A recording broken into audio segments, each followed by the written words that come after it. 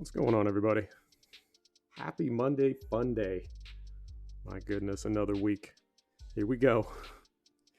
I'm going to leave the music up, see how crowded it gets.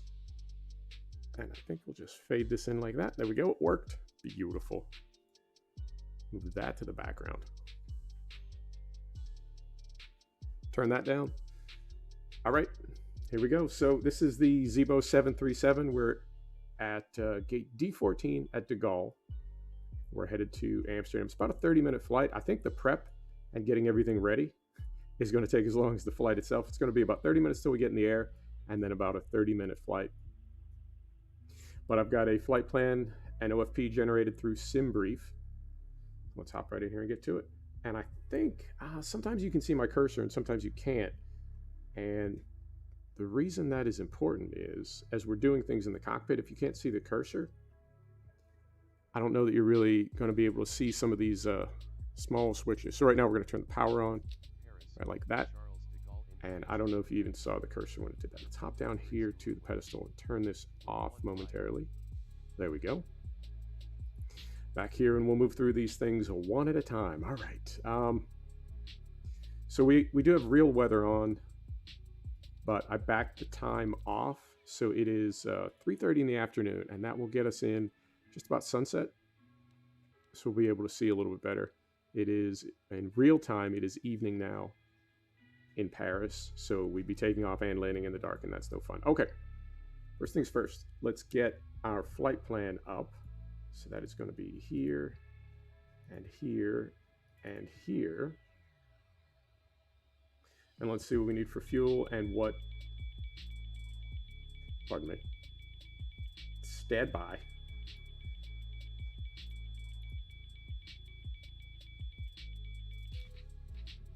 Jeez, Pete, it's always something. This plane is unbelievably realistic, but it is also somewhat unforgiving. All right, back here. So we're looking at 5605 for block fuel, and that includes our alt, which is Brussels. So 5605, let's be safe and say 6. So we'll go to payload and say 6 tons. We'll get that going. We will say 150 good people. Like that. There they go. And 1,000 kilos of cargo in the front and 1,000 in the rear. No, not 10,000. 1,000. There we go. All right, so we go back here. Start the fuel. Go back here and start the ground crew. Right, doors are open. That is fine. How long we got?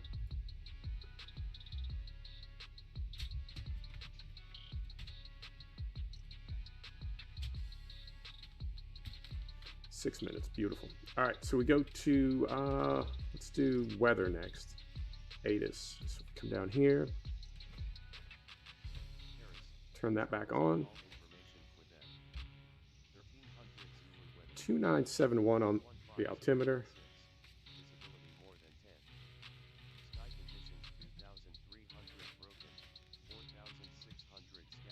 2971, and we'll do this while we're here. Amsterdam is sea level, so we'll say 1,000 feet for the MFRA.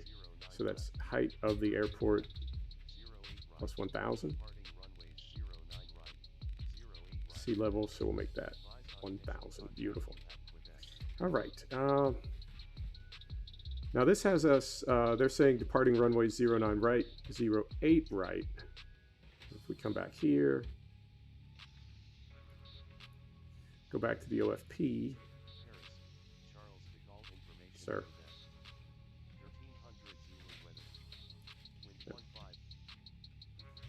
Go back to the OFP, and we've got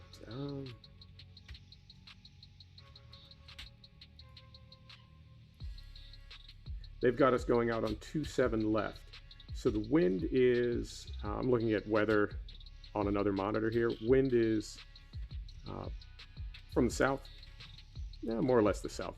149 at 6 6 is not much of a crosswind, so SimBrief has us going out on 27 left, but ATIS wants 8 right. 27 left is what our flight plan is built around, so we'll just use that since we're not on any type of ATC anyway. Okay, so that is that. As we're still waiting for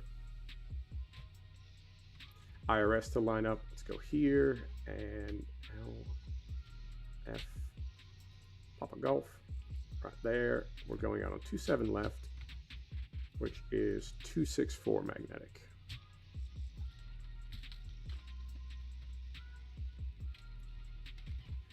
I would say I could do this all day, but there's something so soothing about like getting all this dialed in. 264, 264. So 264, 264, and 264.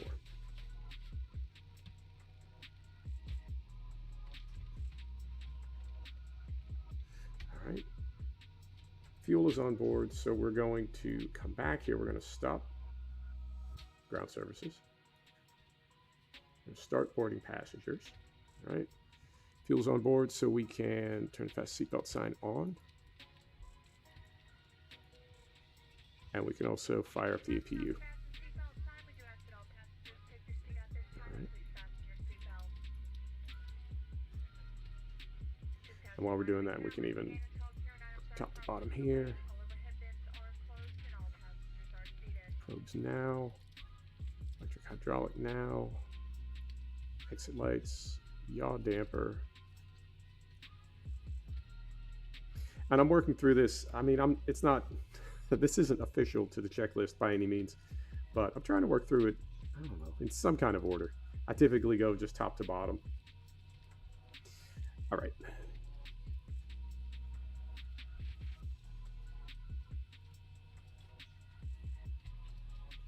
So there's APU.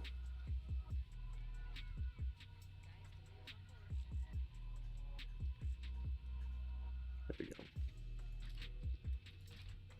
So we are on our own power now. All right, and we can get rid of the start cart. That's out. Fried, how you doing, my man? What's happening?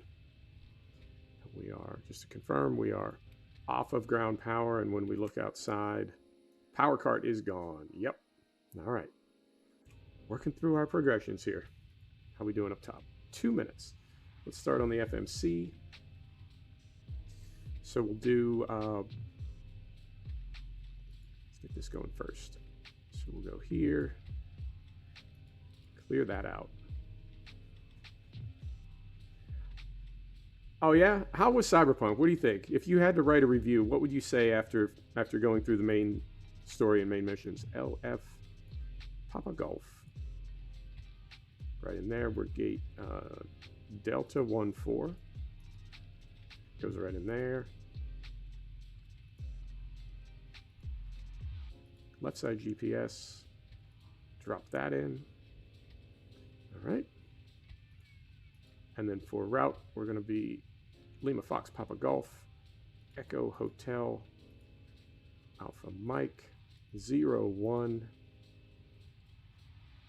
Put that in as a company route. We are flight number 1932. I always use that. No reason why. Drop that right in there. Activate and execute. And we are runway 27 left. I don't think this matters, but I'm in the habit of just putting everything in that I can. There we go. Interesting. Okay. I think the advantage of that is that performance issues and bugs can be fixed in patches, but story sort of cannot. You know, if the game is inherently broken as far as content, there's really nothing they can do about that other than recreating the game. And since you can't do that, then it's just broken forever. See also Fallout 76 and how that all went down. All right, so we'll do performance next because we do have IRS. In fact, let's go up top before I forget and dial this back. If I can find the trigger. There it is. There we go. That is all in. That's all in. All right, back to the FMC. So we've got our gross weight. We've got our fuel. We've got reserves. Let's say 1.5 for reserves. Cost index of 30. Drop that right in there. Take a look at the... Yeah, I think for most developers, if they had an opportunity to pick between a game that is just inherently flawed and a game with some performance issues, they go with performance issues because you can always fix that. I mean, even if you just potato it. And I know some devs that really is like how they fix the game is they just absolutely potato the graphics. What are we looking for here? 30,000. Yeah, I want to say 30,000. Okay. Here, so this is going to be 30,000. Drop that right in there. Execute. Cruise wind is going to be 224 at 066. So 224 066. Hey, stand by. 066. Drop that right in there, and then can I see it from here? ISA is 001. 001. It's our ISA, right? Turns out 5,000. Is that?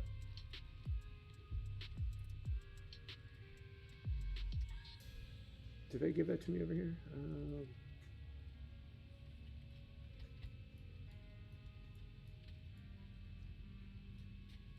Caden, we're at Charles de Gaulle, gate D14 on the middle terminal. All right, so we'll leave trans altitude at 5,000 for now. I don't think it matters a whole lot for what we're doing. And one limits, we are 26K, so we're good there. We'll just use climb, standard climb. And we're gonna spoof the motors a little bit. Tell them it's 50 degrees outside instead of 11, and that'll take our N1 to 90%. 5-degree flaps for takeoff. Set center of gravity. V2 is 144.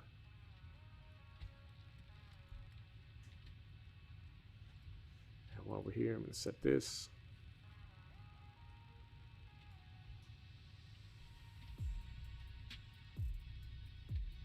$30,000, okay. And our departure is going to be, we said what, we're going out on 27 left, so 27 left, and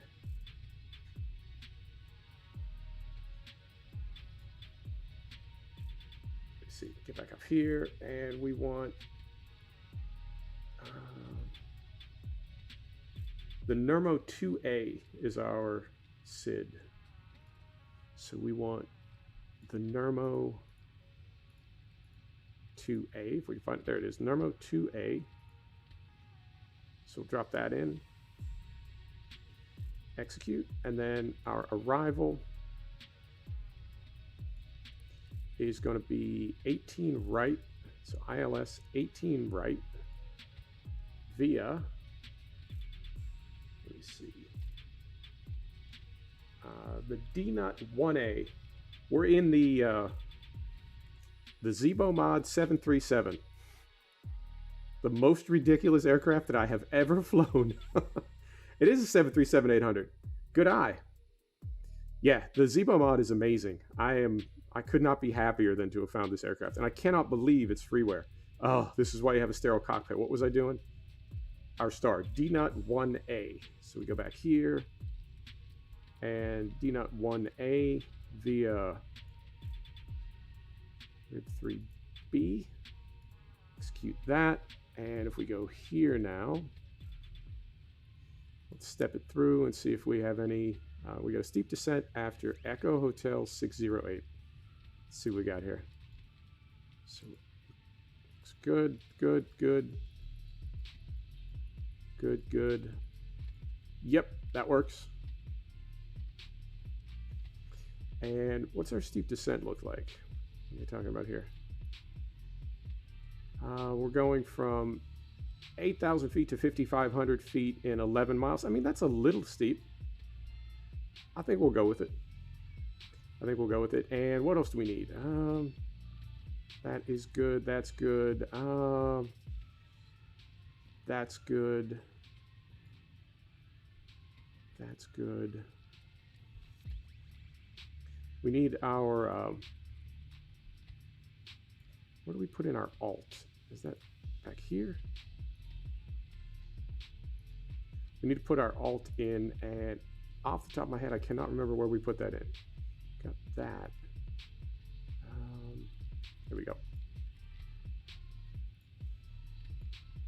And our alt is it EBBR? Yeah, Brussels.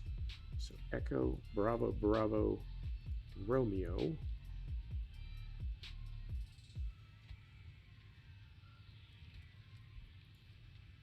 There we go. EBBR direct. And fuel is what? 4.2? Interesting. It's not letting me populate these right now. It may let me do it after we're in the air, but we're good for now. Okay. So we go back here. We are loaded up. So let's go back here. And I believe, oh, hang on. Always forgetting something. Got to put in some cabin altitude here so we don't kill our poor passengers. Don't do that. And then this lower value, our landing altitude, Schiphol is at sea level, so we'll just leave that at 0. And I believe we are just about configured. Probably forgetting something. All right. All right. Go here. Remove chocks. And as soon as we turn on the ACL lights, that triggers the next phase of the loading process. So I think we're ready. Here we go. Now, I've tried to turn this down many, many times, and I have not found a way to do it, but we're going to use better pushback, and it may be a little bit loud. If it is, I do apologize. Here we go. Run to cockpit. Plaza knowledge. Call me through the menu when you are ready.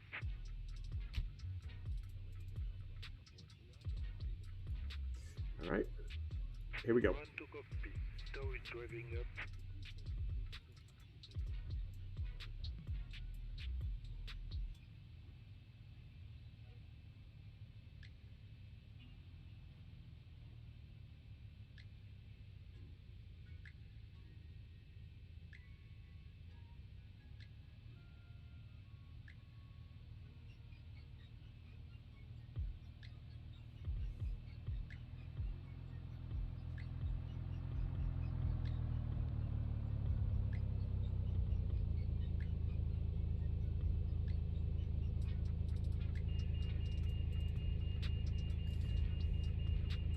Yeah, I was told that the volume of better pushback is controlled by the radios, but the volume of the tug, I think, is like,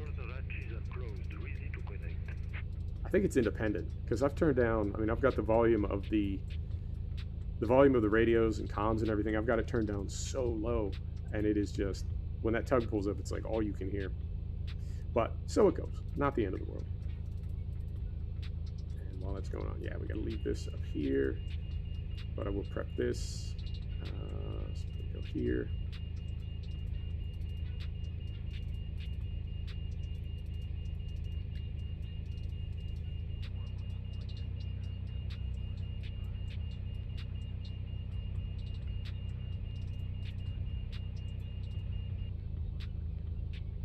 Tow connected and bypass pin inserted. Release parking brake.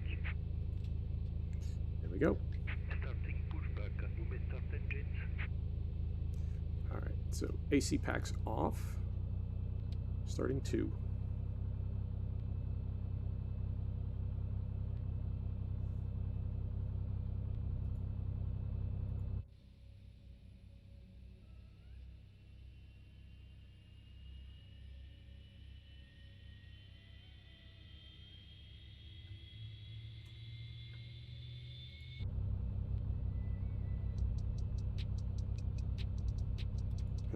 fuel.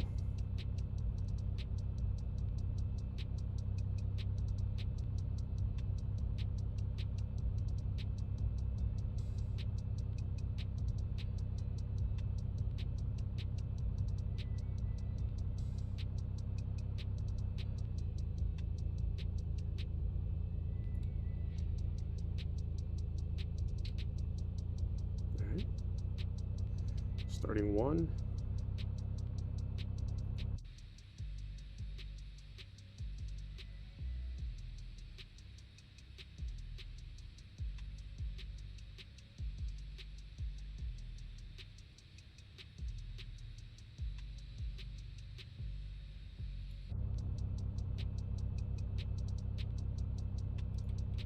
And fuel.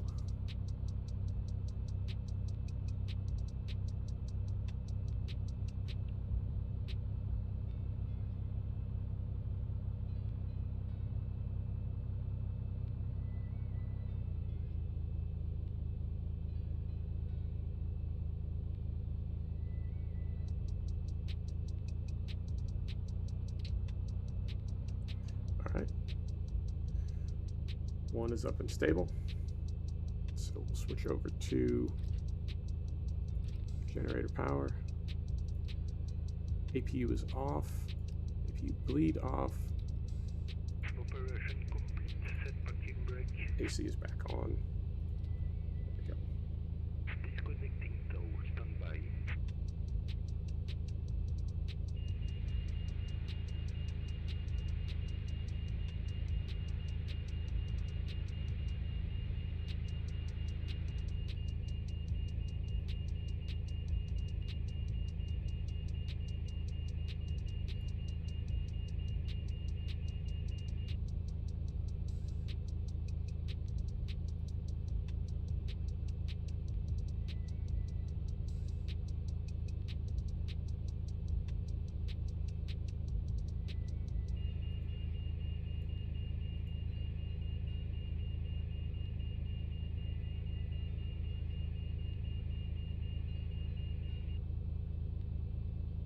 Tow disconnected and bypass pin has been removed. Hand signal on the right. We'll see you next time and have a safe flight. Thanks, buddy. There he goes. All right. So we'll wait to see the pin.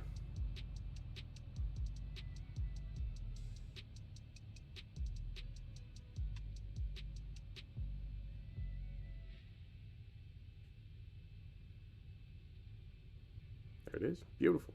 All right. Flaps. Taxi lights.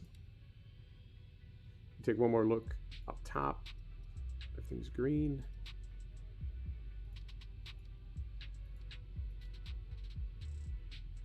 Green.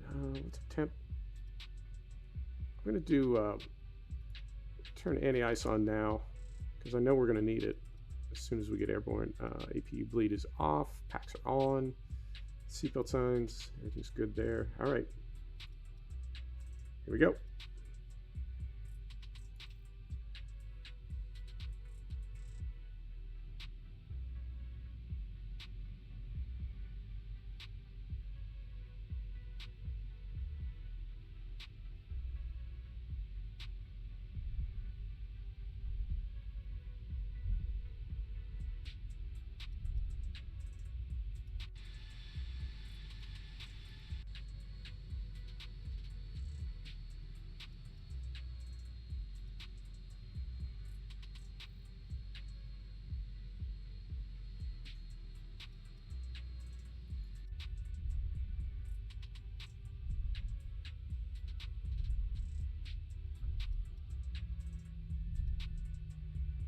A lot of random movement around these airports, but there's no collision on anything. So I know it's a little disconcerting to see vehicles coming in from the side and just crashing right into us, but what can you do?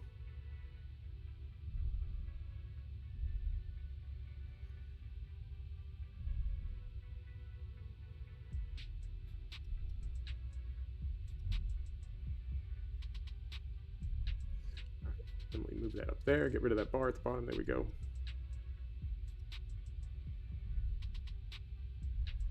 And I'm driving like I know where I'm going. Driving. Yeah, I guess we're driving. Taxiing like I know where I'm going. I just flew this leg yesterday and then again this morning as practice.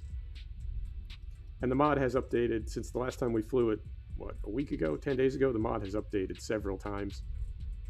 It's amazing freeware, and the amount of like love that it gets from the devs is unbelievable. And I guess it's like a whole team of volunteers working on it. Well, they have to be volunteers because it's freeware. So when we get clear of the terminal buildings here, as we make the turn to cross over to 27 left, I will turn the strobes on. Flaps are set. Let me go, before I forget, engines to continuous, anti-ice is set, probe heat, window heaters are on. Yep, I think we're good.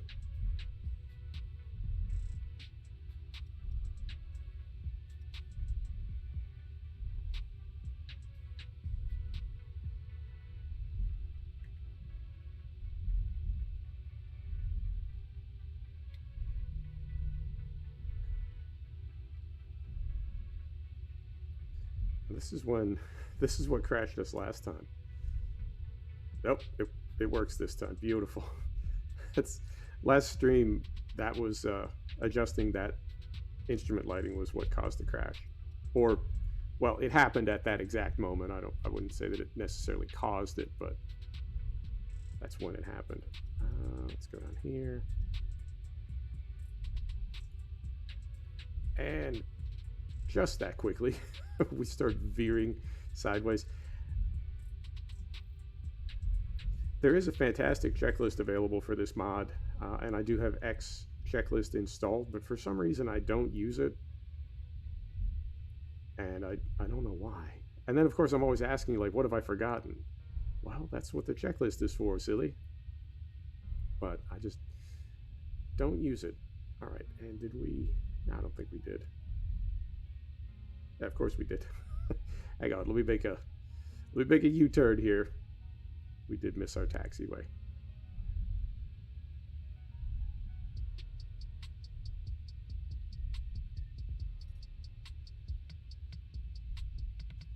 Man, it got dark quickly. I did this flight, like I said, about a week ago, 10 days ago. I started at 3:30 local time. And there was a good bit of daylight. We started at 3:30 this time, and it's, I mean, I wouldn't say full dark, but it's pretty dark.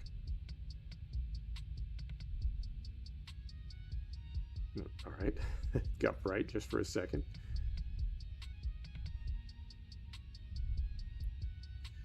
And I think we can dip right through here.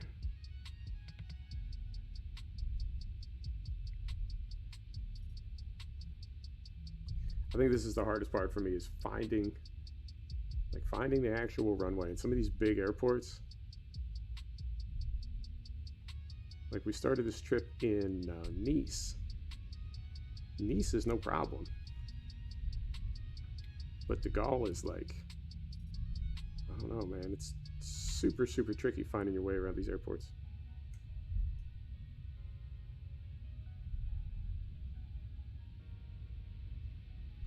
All right, so right there. And here's our turn. Okay. This has to happen in real life, unless there's like some type of like ground-based sat nav, something that big aircraft use, commercial aircraft use when they're on the ground, so they don't get lost like this. I mean, I know you fly into an airport with a captain who's been there many, many times. It's not like a captain and a first officer that have never been to a place like De Gaulle just get assigned to fly there.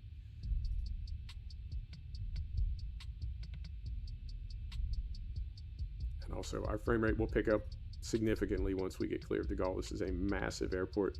It really beats up frame rate. All right.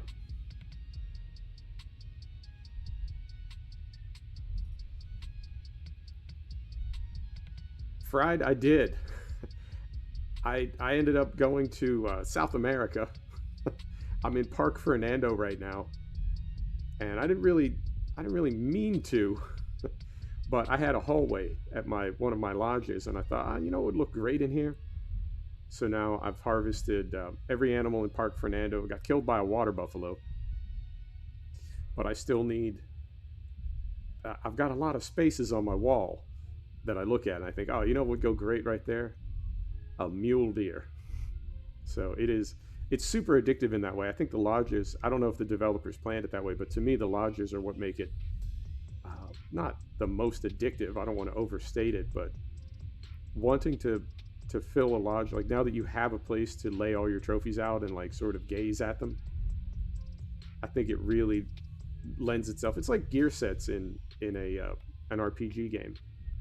If you're just getting pieces of gear, that's sort of addictive enough. But when you make them part of a set, oh, I just need one more to complete the set, I feel like that, I don't know, it ups the ante. But wanting to fill those lodges up, and I still have 3 more rooms to go. I want to do Spain and Germany as 1 room, Russia as 1 room, and Africa as 1 room. So once I'm done with South America, then I still need to go to 4 more parks. Yeah, I think it makes a big difference. I never really played it without them, so I can't say, you know, whether it's significantly different, but I know for me, like, that aspect really, it makes it very appealing, very addictive. But I am enjoying it, and I'm getting better at it as well. I think it follows the trend of a lot of games in the past, I don't know, 5 or 10 years, where they just sort of dump you into the game, and they leave it up to YouTube and Reddit to get you through the rest of it. You know, the devs don't necessarily document the game that well, and the tutorials are really sort of bare bones. And it's like you're expected to figure the game out on your own. And I don't know if that is the devs giving you the opportunity as a player to learn things and really have a feeling of accomplishment, or if they're just being lazy and saving money. Unknown. All right, and I'm going to wait till we're fully stopped at the hold up here before I mess with anything, because that's how we missed our turn before. I was messing with the overhead and drove us right past our turn. All right, so we're going to stop right here. All right. Strobes on. So strobes are on. Strobes are on. Auto throttle, LNAV, VNAV, landing lights, position lights, weather radar, transponder. We need to set that. So let's come back here. And Tachus is set. All right, I think we're ready. Here we go.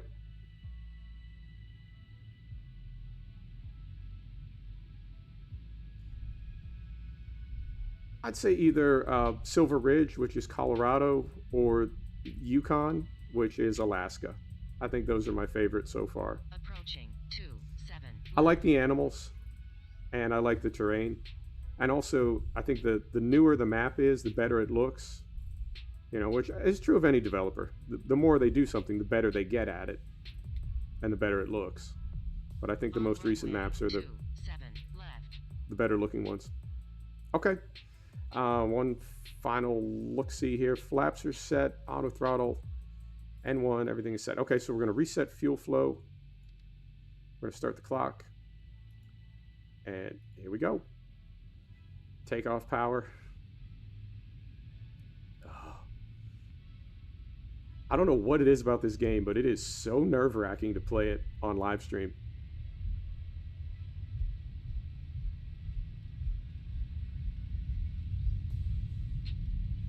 All right, speed tape is active. 80 knots. There's 80 knots.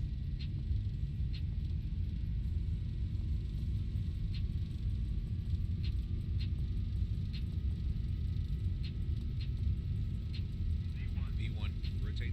Rotate. There we go. Positive rate. Gears up.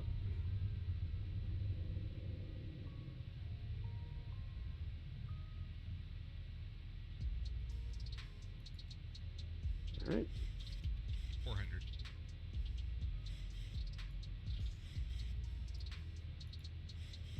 Lights off. Let's do one of these. 1,000. If I can find it. There it is.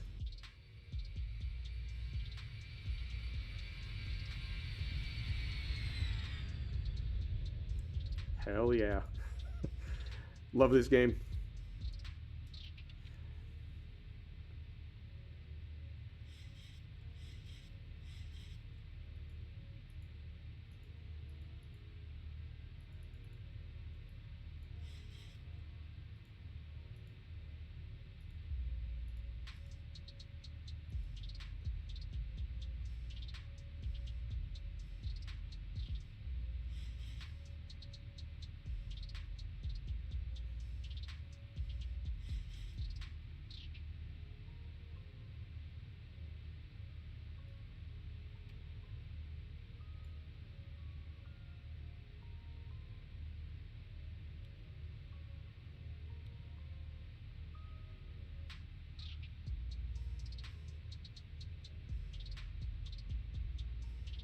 And I want to put in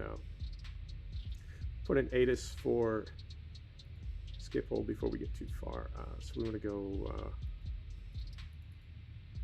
Echo Hotel Alpha Mike. No.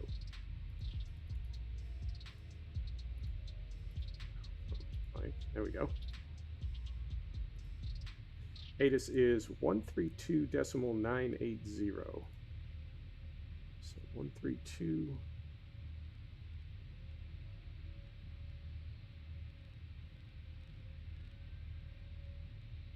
.980. Set that.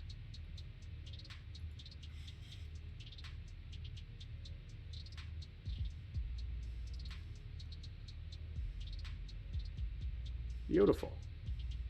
That worked out. Phase 1.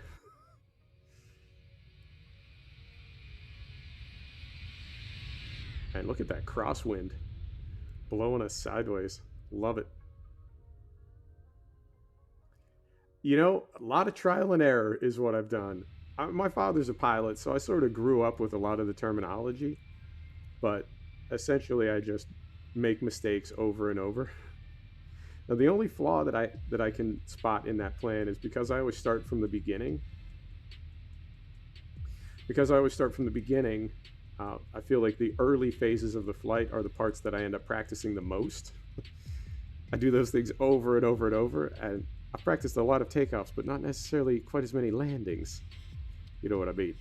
All right, and let's also, we're landing where? 18 right. 18 right is 182 magnetic. So we'll get this set.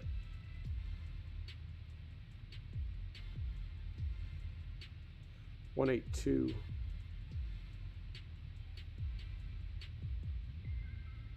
.182 and 182.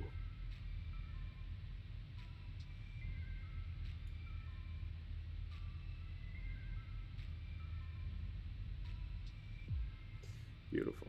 That's 10,000 feet, so we'll turn the cabin crew loose. There we are.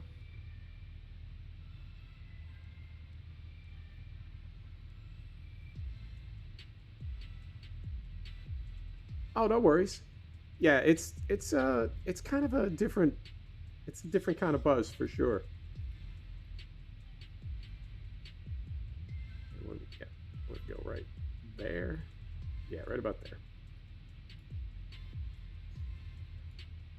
It's a different kind of buzz. It's super, super slow.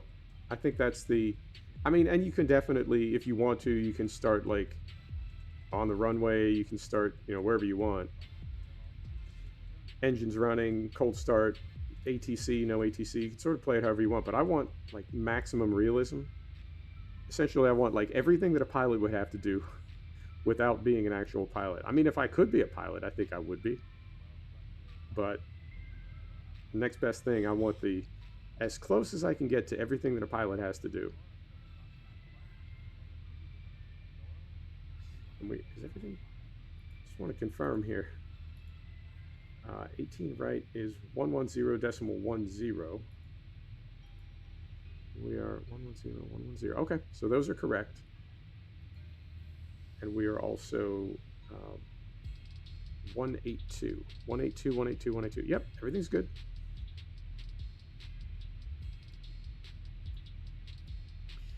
I'm going to test this out for the channel. I mean, it could be I just need to stream it differently or maybe do some different flights in different aircraft. Unknown. It may be something that never really resonates, but there are a lot of different kinds of sim gaming that I'm into, and I sort of want to bring all of them to the channel, you know, as many as possible.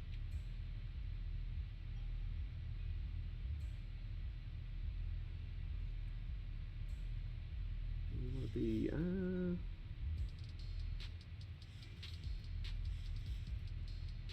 there we go. All right.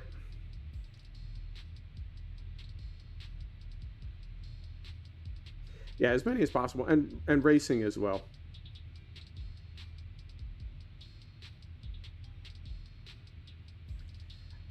Within reason, you know. I mean, if there was a game that I was really, really into that I knew people absolutely did not want to watch, I think it would be, I don't know, maybe not the best idea to try to bring that to the channel. But for the most part, you know, if we can sort of find a middle ground, because there's so many sims that I like to play, and I mean, something like the trains, I mean, they're not, I would say, the most popular videos on the channel, but I know people do like to see train sims. So we can do that periodically. I think the farm is always going to be the biggest part of the channel. That just seems to be what people are into the most. But I do want to mix it up. And I also, I mean, I really want to avoid only playing one type of sim and becoming known or attracting an audience that only wants to see that kind of sim. And then we're, you know, we're sort of butting heads at that point, because that's all people want to see is that one particular type of sim. So I'll mix it up a little bit, and I'll bring some new things in. The Hunter, I had no idea how that would do, and it did all right. It wasn't the biggest video I've ever posted, but it did all right. So, you know, if you want to see more of that, we'll be streaming more of that. So yeah, just mix it up a little bit and try to find a nice, I don't know, a nice middle ground, something everybody can be happy with.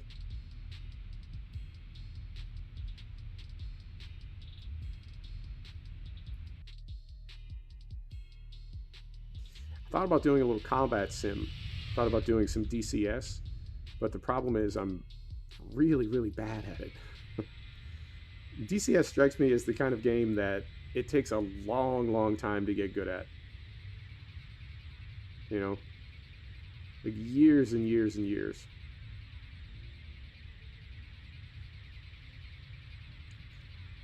Does that sound right? Does that sound broken? There we go. That's better. DCS, Digital Combat Simulator. It's essentially the same complexity as what we're doing right now, but with combat aircraft. And it's everything from modern jet aircraft, F-16, F-18, F-35, I think. Modern jet aircraft all the way back to World War II, P-51 Mustang, Spitfire, Me-109. So but it's extremely detailed. More or less the same level of detail as what we have right now, but different type of aircraft. And playing in the World War II aircraft, it's just, I wouldn't say it's impossible. I don't want to overstate it, but it's very, very difficult. And if you play without the tags on, you can't even see the other aircraft. I don't know how World War II pilots did it, because I've flown patrols over France and never even seen another plane. I've been shot down. I have no idea like where it came from or what happened. I'm flying and then I'm dead. So very, very difficult, but it's a little bit like Tarkov, where everything is fine and then it just goes to a black screen and you hear the music. Wait, what happened? So I'd like to stream that, but I need a lot more practice. And what else? I think that's it. I mean, other than racing sims, most of what's in my library has been on the channel.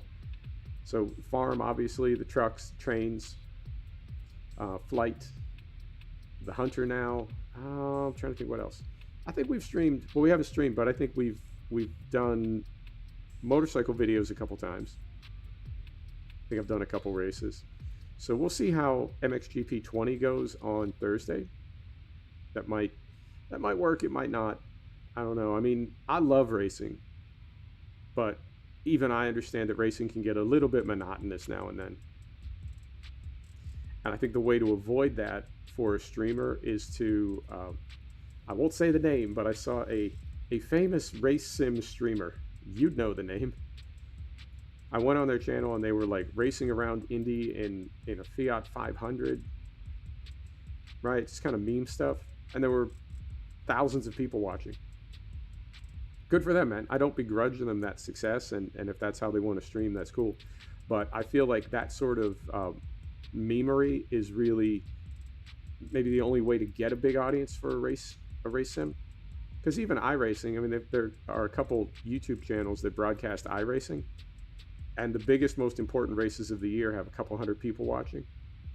You know, and you can find, you know, the classic modern era YouTubers of just practical jokes and violence. You can find a video of them, you know, throwing each other down flights of stairs in cardboard boxes, and there's thousands of people watching. So I think e-racing, sim racing is just never going to be that big of a draw. Because if it's not a big draw when the best e-racers in the world are competing on iRacing, I can't imagine that, you know, dozens or hundreds of people are going to watch me race. It's just it's a different kind of video. It's a different kind of buzz. So we'll see. I mean, I'm just going to keep trying things out and see what works best. I know the farm works, so we'll keep doing that. And we'll make some other things in just to see, you know, what we can figure out and what's going to work best.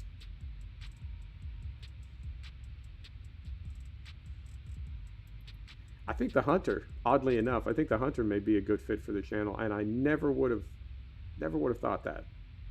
I did that just as sort of a test, and it did fairly well. So we will do that again. I think the most fun is going to be opening up new parks. So I've already got harvested every animal in New Zealand. I mean, there's always bigger ones to get. Like, I've got silvers and golds, but I'd love to have a room that is all golds and diamonds. So there are bigger trophies to get, so we can go back to New Zealand. South America, I've got, every animal in South America. Same thing, I can go back and get bigger ones. But I haven't been to Africa yet. I haven't been to Spain, Germany, or Russia. So I think next time we stream Hunter Call of the Wild, we'll be opening up a new map, so you can sort of be there with me when I see it for the first time. That's always fun for me. I really enjoy that type of stream. And it's, I don't know, I mean, I'm on the fence because those maps are old. They came out, some of them came out with the game in 2017. So they are older, and it's content that a lot of people have seen before, but maybe my audience has not seen it. You know, if they're not really super into hunting sims or hunting games, maybe they're not familiar with it. So we can sort of, you know, discover it together. And I think, yeah, we're going to be at altitude for literally about 5 minutes. Because our TOC is, did I just bump my head on my microphone? I think I did. Our TOC is right here. That little green banana, they call it. And then our top of descent is right there. So we're going to be at altitude for, seriously, about 5 minutes. And then we'll start descending. Now, my headset is so big now with all the stuff I have on it. And I've got my microphone in pretty close. And with the pop screen on it, between the two, I'm surprised I don't do that more often.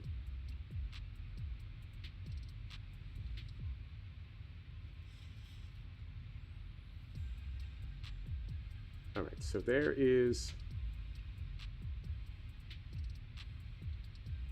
just about 30,000. Yeah, what a crazy flight. And we've been in the air 15 minutes, which is a little bit economical. We could have made it to 30,000 faster. So a little bit economical, but then, yeah, we're immediately going to start descending. So about a 30-minute flight. Beautiful.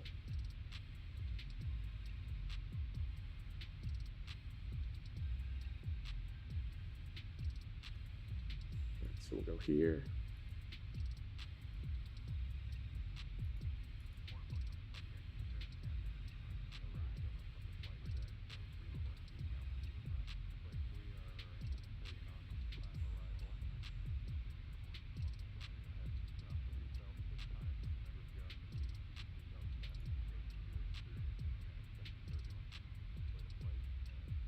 concentrating because I've got to get our descent altitude programmed in this very small window between here and there. Get that right? I think I got the right one. Bank angle. I'm going to leave that because we're just about to start descending anyway. There's 30,000. So we'll take this back down to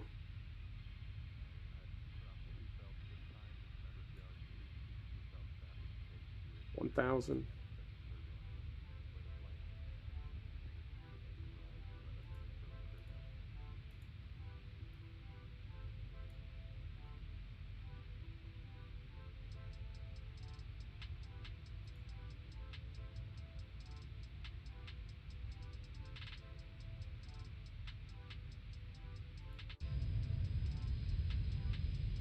It's a nice day for it.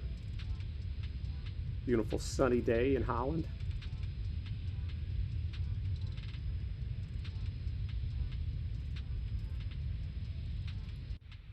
Love it.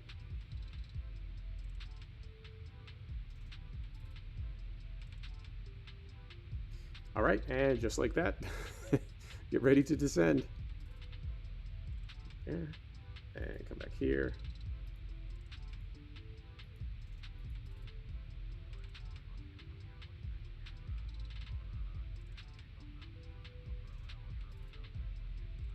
And I think we're just about configured, yeah.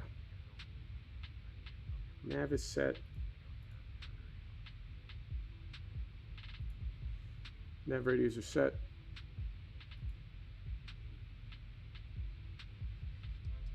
NFC is set. Yep.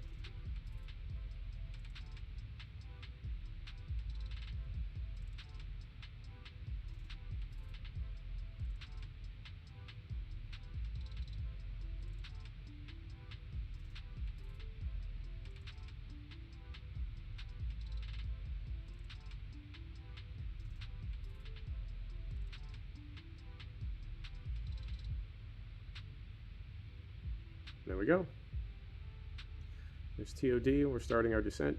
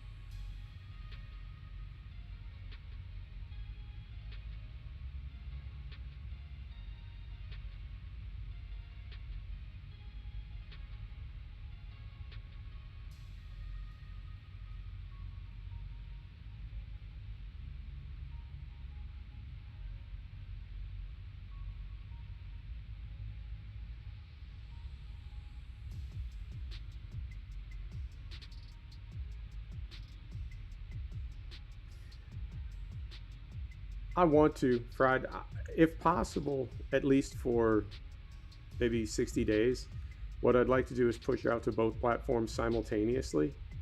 But I feel like I would need a control room and a producer to do that. Like, I don't know if I could do that and stream at the same time. I really feel like I would need an assistant or somebody, or like a trained monkey or something, because it's tricky enough for me to keep one stream going, then with the other monitor and the stream health meters, and right, and then the my other laptop on the other side with the chat going.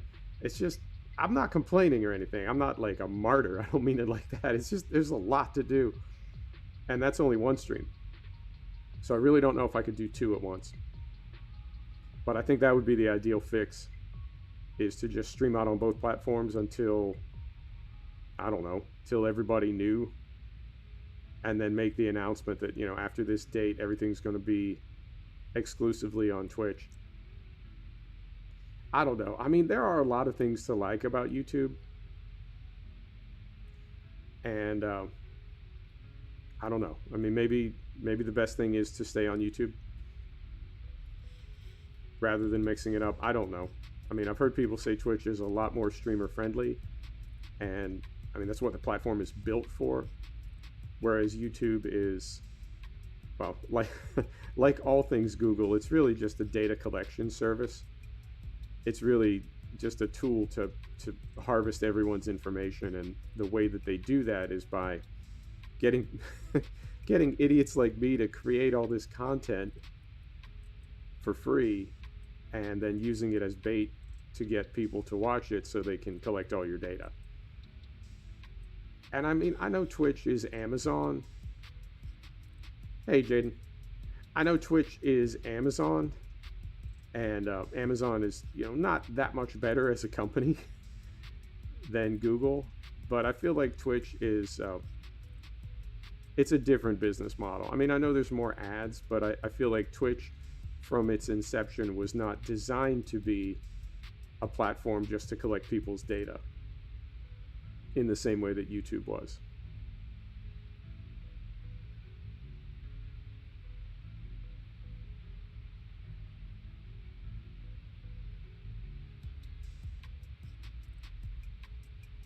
There's 20,000. What will I do if I hit 10K? I will, I'll try to go to 20K. I'll try to go to 100K.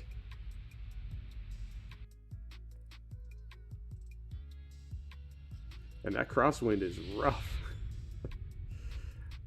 We are drifting. Love it.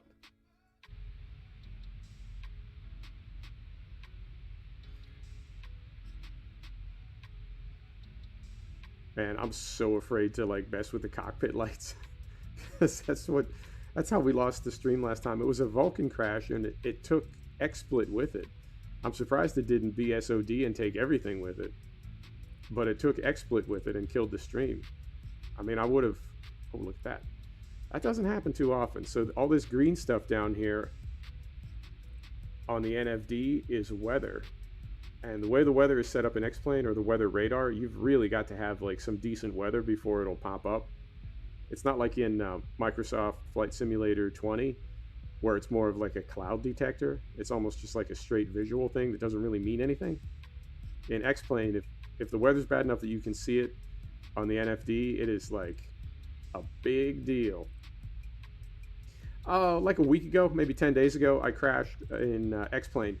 Or X-Plane had a Vulcan crash, and it took XSplit down with it and killed the stream.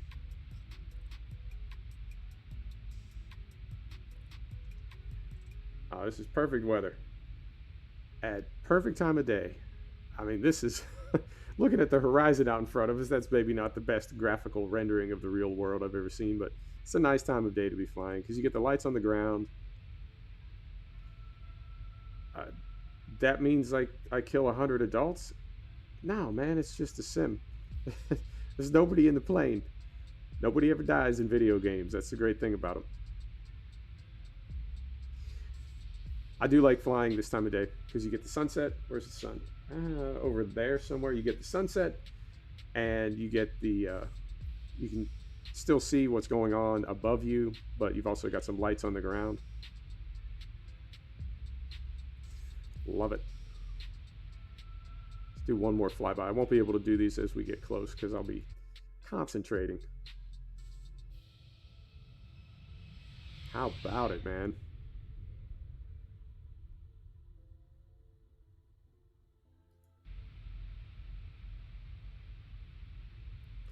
All right, so we're still on profile. We're going to level out at 13.7. And then by the time we get to river, we're going to decelerate to 250 or below. 250 or below under 10,000. So far, so good.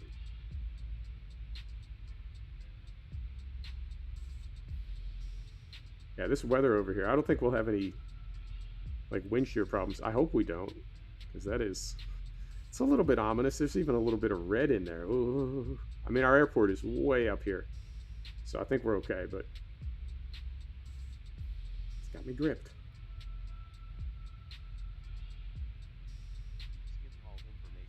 All right, here we go. 18 right is set as an arrival, so our wind is good, and we're at 2968.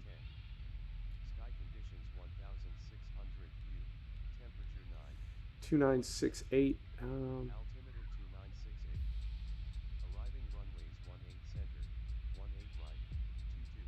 180 at 9. Okay, so we're going to be flying into a perfect 9-knot headwind. Hopefully that holds. All right, so we'll turn this off.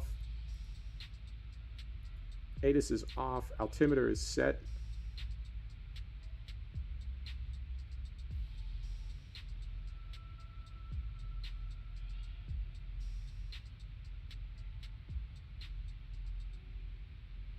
Let's throw some brakes on here.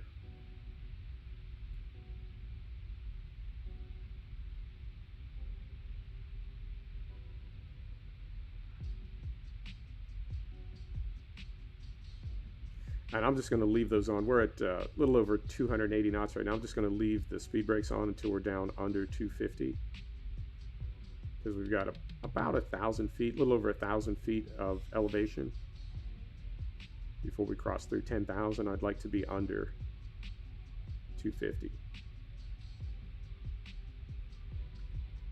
Oh, right on. And that is super cool. All right, engines to continuous, anti-ice is on, 10 degrees visible moisture, yes, so wing anti-ice is on, landing lights I'm going to leave off for now, barometer set, standby altimeter, yoke checklist, contact ATC, Stingray, what's happening? And we want to go here and announce prepare to land. This is the worst, most nerve-wracking part of flying live is after all this. How long have we been going? A little over an hour. After an hour of this, that I stuffed the plane on landing. Oh. Hasn't happened yet, but I am worried about it. All right, so we're going to throttle back.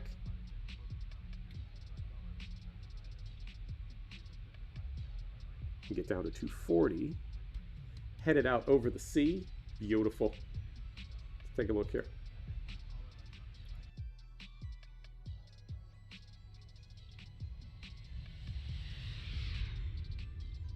Love it.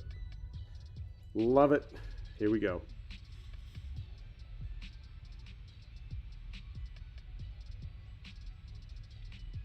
There's 250.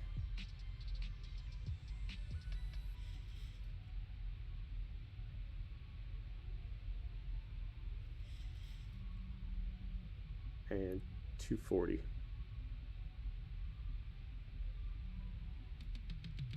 Beautiful.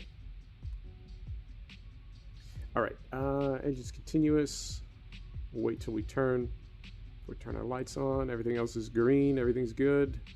Seatbelts, yes. Made our announcements. Yep. All right.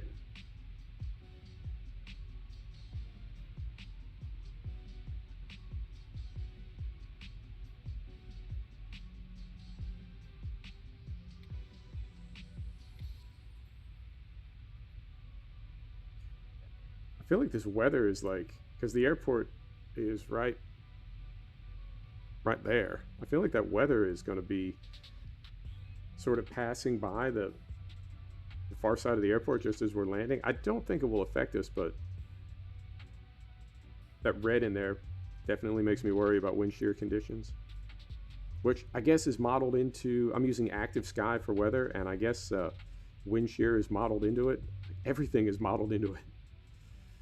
All right, and we're going to get our first officer set to approach so we can have 2 channels. And we do have, yep, all right, we do have ILS on both radios. 8,000 feet.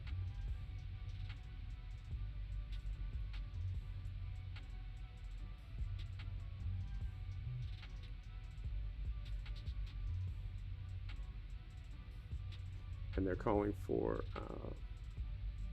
183. So it's that. Okay.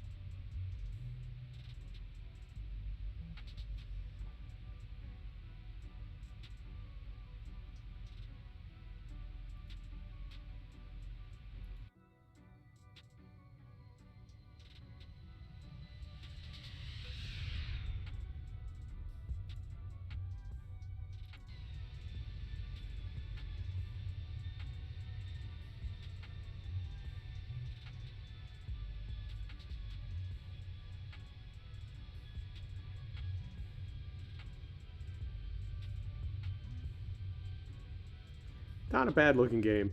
I know everything is being compared to Flight Simulator 20 right now, but it's not a bad looking game by any means.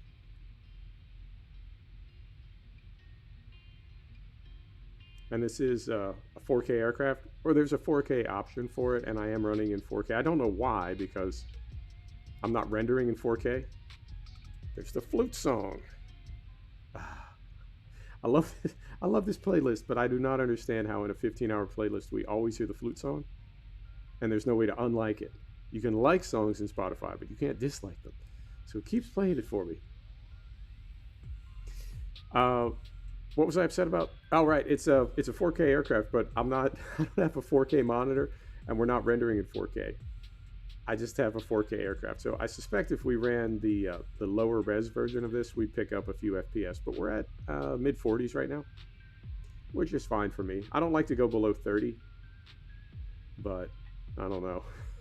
X-Plane is not, it is what it is. It's not the best optimized game. Tomorrow is going to be Purbeck Valley, Farming Simulator 19. And then Wednesday is going to be MXGP 20. And then Thursday is going to be TGV train in Train Sim World 2. There's finally going to be some French high-speed rail. Finally, a route that is not in Germany, the UK, or North America.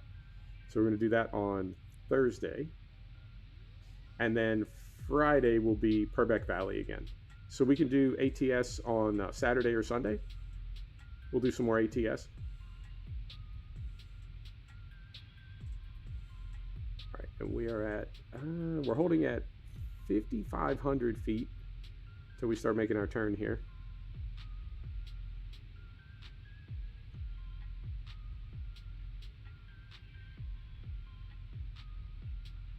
And when we make that turn, we'll decelerate to 220 knots, and then we can start getting everything configured for landing. And I think I may have, I mean, the checklist popped up, so I went continuous on my engines. Okay, no worries, Fred. Tomorrow's going to be, what did I just say? Purbeck Valley. And I think, I hope we can bring it around. I feel like with Precision Farming dropping when it did, I feel like our Purbeck Valley save game has almost become like a test profile. I didn't intend it that way, but there have been so many setbacks on that map. It's like we had to make adjustments. So it's like we're experimenting, you know? It's not really, it's still a save game. It's still career mode, but we're kind of figuring things out. It's not as career mode as I would have preferred. It's become a little, I don't know, something else.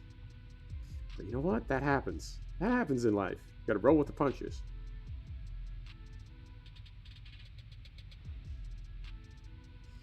More flute. I'm not a fan of the flute. I don't know what it is. I just don't like the flute. I think it's from living in the desert too much. I was in the desert too long.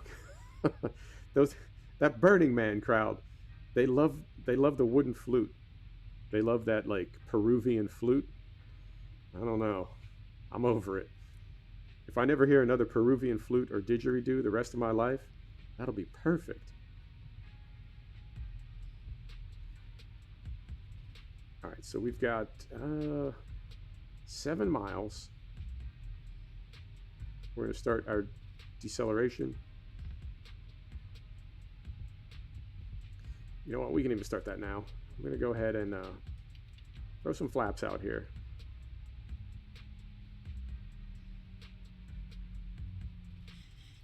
And some brakes. And let's get slowed down. Because the way this this transition is, it's really kind of abbreviated. Like we'll make our turn here. We'll make this 180-degree turn, and then we're like 9 miles from the runway, which is, I mean, it's enough time to get configured, but it's not. Typically, you start 18 or 20 miles out, so it's enough time, but it's not as much time. All right.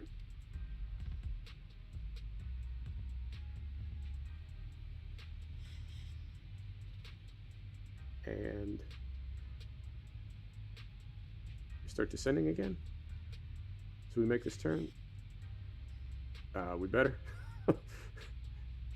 Unless I'm going to fly the whole approach by hand. I'll fly the last 5 miles. I don't want to fly this turn by hand.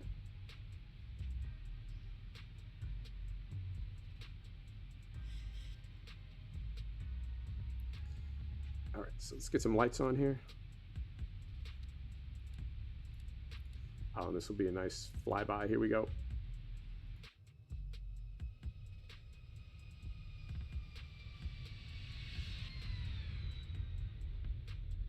Love it. All right, and we are descending.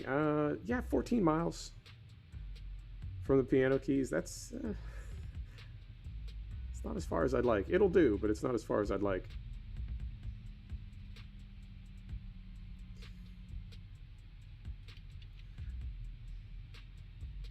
And that weather looks like it's just to the east of the airport.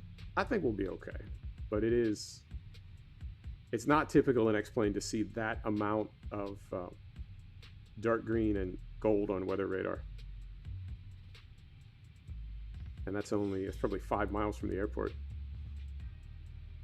All right. All right, 5 degrees flaps.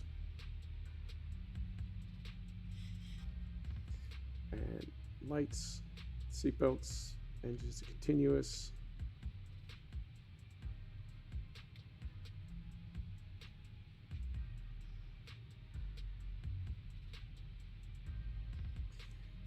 Airport is in sight.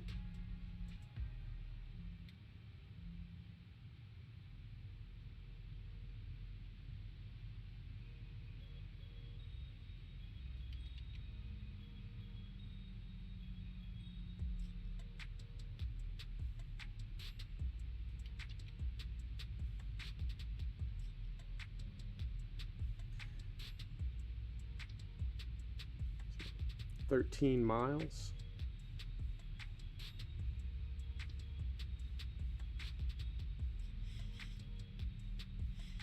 A little bit bumpy. Yeah, 30 knot crosswind at 4,000 feet might be knocking the passengers around a little bit. They're probably feeling that.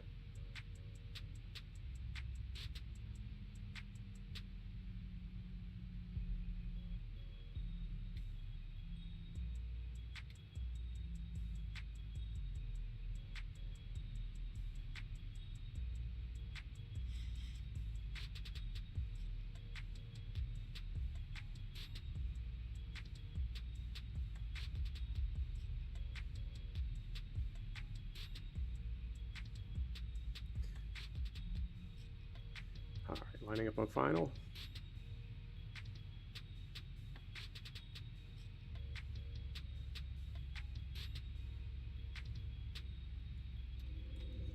Gear down.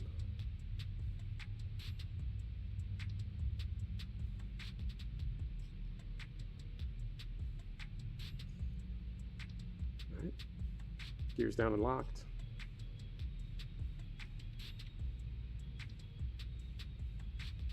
It's 10 miles. We'll go Vorlock.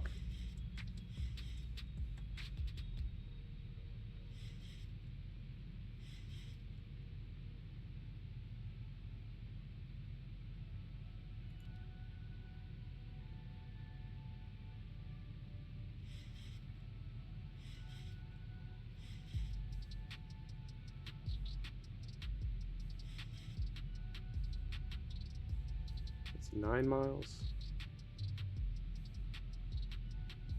Yeah, just about a perfect headwind.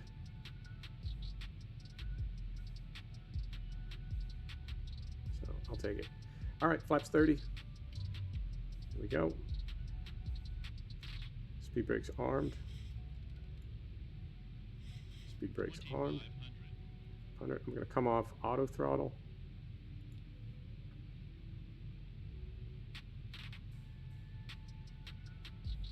And then 6 or 7 miles will come off autopilot, and I'll hand fly the landing. Let's just get kind of stabilized here on the ILS. All right, 7 miles. Everything's stable. Everything's good. Here we go.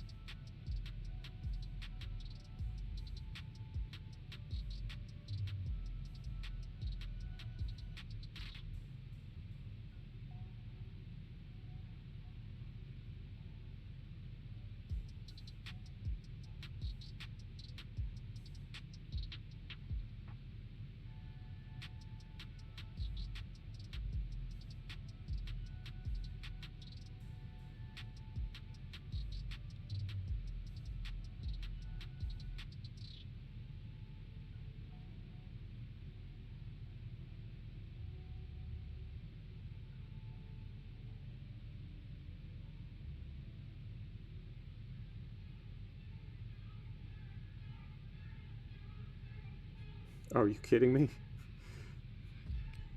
Right now, right now is when that track has to queue up.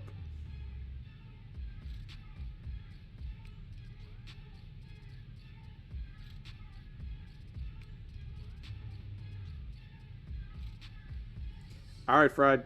No worries, brother. See you when I see you.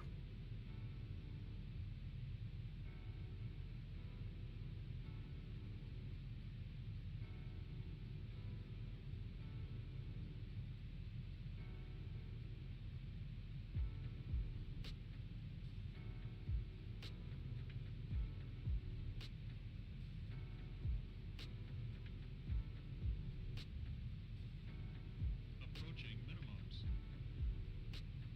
There we go. Airport is in sight, so minimums are all right. Minimums. 1,000 feet, stabilized, Mr. Perch, altitude set.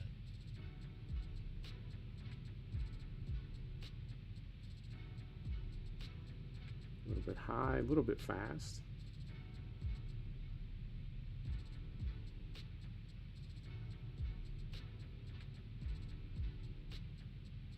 And that weather is like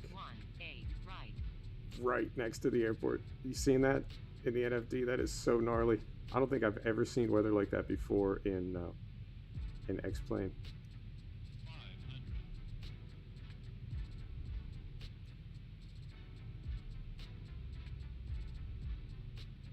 400.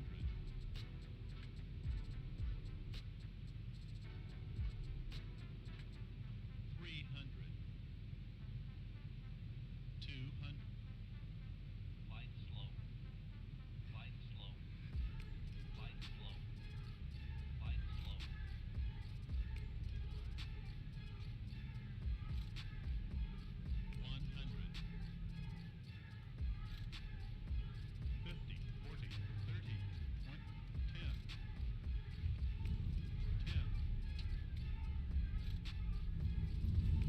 I mean, not the prettiest. Not the prettiest. But it didn't break the aircraft. 80 knots. All right, there's 80 knots. Flaps. Brakes.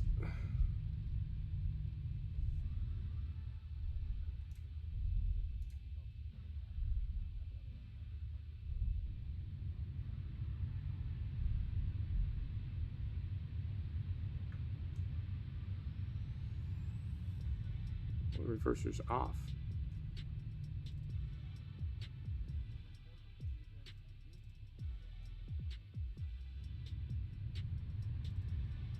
Huh. All right. There we go. My reversers were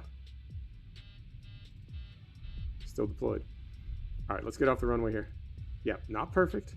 Not perfect, but aircraft is intact. We beat that weather. Take one of these high-speed taxiways. I don't know how many times I want to do this. Probably another dozen or so times. Not on live stream, but probably another dozen times before I would feel comfortable doing this for a live stream with VATSIM. All right, so we're clear of the runway. All right, and let's go right here. All right, set the brake. Get rid of this, and let's see that. See that landing one more time.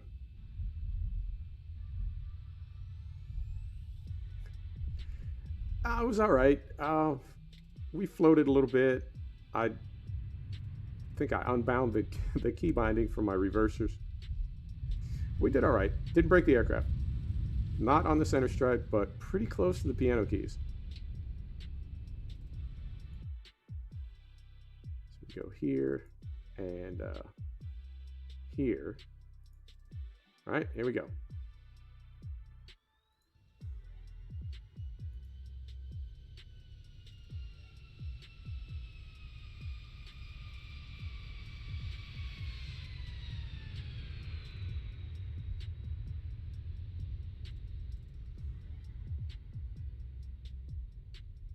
Oh, yeah, we might have bounced. I got to work on the flare. But you know what? We made it. That is what's important. So we'll go here and here. There you have it. Ladies and gentlemen, welcome to Amsterdam. Enjoy your stay. All right. Thanks, everybody. Thanks for checking out the stream. I do appreciate you. We'll be doing Purbeck Valley tomorrow, Farming Simulator 19, Motocross on Wednesday, Train Sim World on Thursday, and ATS on Friday. All right. Thanks, everybody. Good night. See you next time.